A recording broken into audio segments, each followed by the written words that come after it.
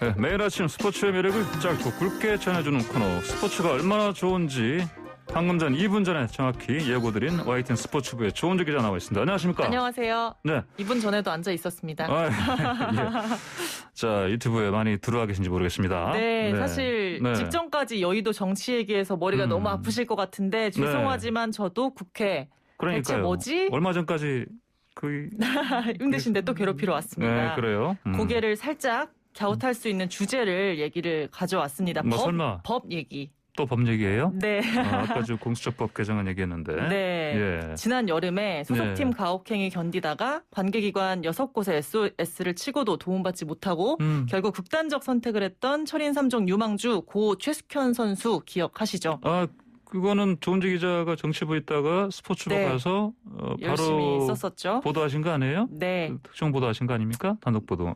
여러 군데서 다 달라붙어서 썼습니다. 예, 네. 그러니까 좀 비극적인 상황이었는데. 네. 자, 그러면 뭐 이런 비극은 다시 한번 생기면 안 된다. 네. 그래서 여러 가지도 법안들이 나오지 않았어요? 그렇죠. 이른바 고 최숙현법이라는 이름으로 국민체육진흥법이 손질이 됐습니다. 이 사태로 들끓었던 8월에 일단 한 차례 있었어요. 예. 그때는 스포츠 비리에 연루된 지도자, 단체 등에 대한 처벌을 세게 하자 이런 게 골자였습니다. 왜냐하면 최숙현 선수가 여러 기관에 SOS 쳤는데 사실 묵살당한 정황들이 되게 많았잖아요. 예. 그래서 지도자 또 경기단체 책임자들이 조사에 응하지 않는 그 자체만으로도 징계를 할 수 있고 또 혐의가 확정되면 기존에는 자격정지 기간이 1년이었는데 5년까지 대폭 늘렸습니다. 그리고 또 스포츠 윤리센터라고 해서 신고 상담부터 뭐 예방교육, 인권교육까지 원샷으로 해결할 수 있는 기관, 그걸 만들 수 있는 근거 조항도 이 법에 들어가 있었어요. 예. 그때 당시 법안이 통과된 날이 최숙현 선수가 숨진 지 40일째 된 날이었습니다. 40일째 된 날이요. 굉장히 빨리 만들어졌었던 거예요. 예. 그리고 그게 끝이 아니라 지난달에 후속 법안들이 또 통과가 됐습니다. 더 강력하고 아예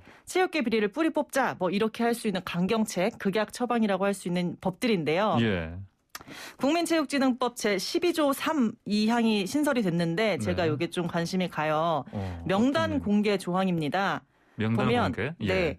인권 침해와 스포츠 비리로 유죄 판결이 확정되면 인적 사항과 비위 사실을 공개할 수 있다. 이런 조항이 새로 공개할 생겼어요. 수 있다. 네. 공개해야 한다는 아니고. 네, 100% 전부 의무는 아니지만 운영위원회 심의 의결을 거쳐서 공개할 수 있다. 이런 얘기예요.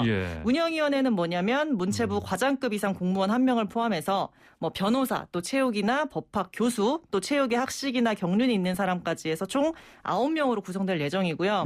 근데 여기서 뭘 공개할지 또 뭐 이름을 정말 다 깔지 주소나 종목이나 뭐 혐의까지 다 공개할지 어쩔지 또 이 명단을 어디에 올릴지 뭐 우편으로 배달을 할지 사이트에 올릴지 뭐 이런 구체적인 내용이나 절차는 대통령령을 통해서 향후 정해질 예정입니다. 시행령으로. 네, 어제 날짜로 이제 관보를 통해서 법률은 공포가 됐고요. 앞으로 6개월 뒤에는 이 법이 시행이 됩니다. 6개월 뒤에 시행된다고요? 네, 자, 그러면 내용 방금 말씀하신 것처럼 강력한 법으로 보이는데 예방에 뭐 확실한 효과가 있을 것 같습니까? 극약 처방이죠. 사실 이제 최숙현 사태가 난리니까 의원들이 법을 정말 많이 발의를 했어요. 그래서 뭐 원래는 법이 뭐 누구 법안이다 이렇게 되잖아요. 근데 여야에서 다 나왔지 않습니까? 네, 그런데 이거는 그냥 국회 문화체육관광위원회 상임위가 입법 그냥 단체로 발의를 한 거예요. 그래서 이런 극약 처방 다양한 걸 다 모았습니다. 근데 이 법이 뭐 예방에 효과가 있을지는 몰라도 이중 처벌이자 좀 헌법 원칙에 반한다 이런 비판 목소리가 나오고 있어요. 일단 이중 처벌이 아니냐 이 논란 먼저 보면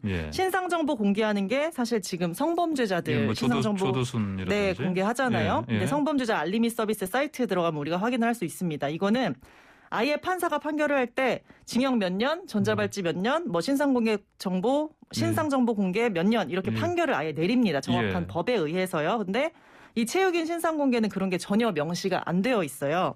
그냥 운영위원회 심의 의결 통해서 공개해라 이렇게만 되어 있고 법률에 명확히 규정을 해야 되는데 그거를 그냥 하위 시행령, 대통령령으로 그냥 위임을 해놓은 거잖아요. 이 자체가 이제 법률 용어로 법률 유보 원칙상 위헌의 소지가 있다 이런 얘기들이 있고요.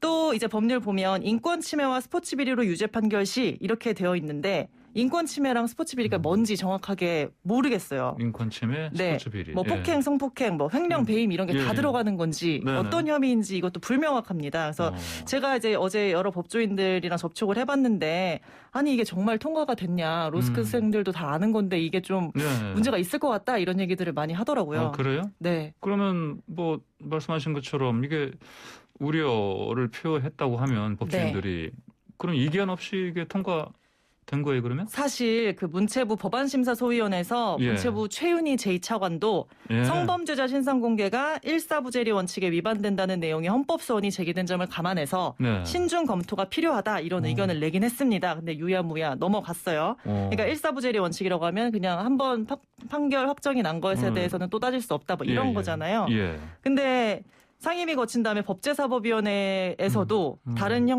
법이랑 형평성이 맞나 어긋나는 게 없나 이런 걸 알아보는 법사위 단계도 일사천리로 통과가 됐습니다. 네. 아마도 워낙에 큰 사건이니까 국회의원 마음 급해서 좀 졸속 입법한 게 아닌가 싶습니다. 네. 뭐 필요한 법이지만 네. 잘 좀 더 촘촘하게 됐어야 되는데. 네. 자, 내용 말씀 여기까지 듣겠습니다. 감사합니다. 감사합니다. 네, 지금까지 YTN 스포츠부 조은지 기자였습니다.